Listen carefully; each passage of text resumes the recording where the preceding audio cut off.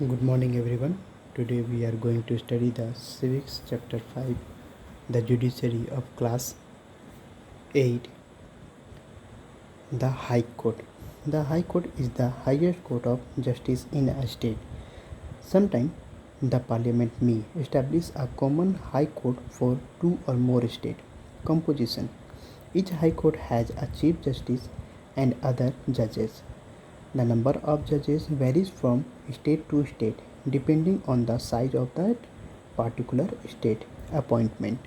The Chief Justice of a High Court is appointed by the President of India in consultation with the Chief Justice of the Supreme Court and the Governor of the concerned state.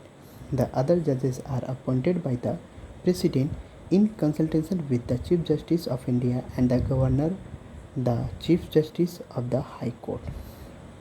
Eligibility to be appointed as a judge or the High Court, a person must be a citizen of India and should have been an advocate of a High Court for at least 10-year term.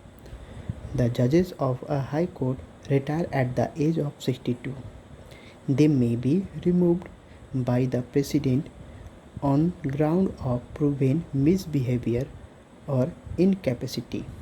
Jurisdiction and powers. The power of a High Court are limited to its territory, which include the subordinary court within it, and its authority is not applicable in the territory of other High Court.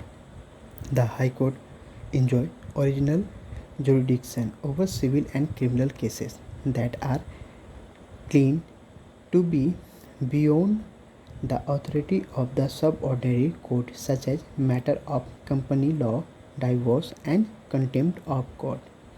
A High Court has the power to issue writ for the enforcement of fundamental right or for any other purpose. A High Court hear appeal against decision made by the lower court and has the power to review such decision. The High Court is a record. Its proceeding and decision are available for reference in future cases. High Court supervise the working of the subordinate court and has authority over them.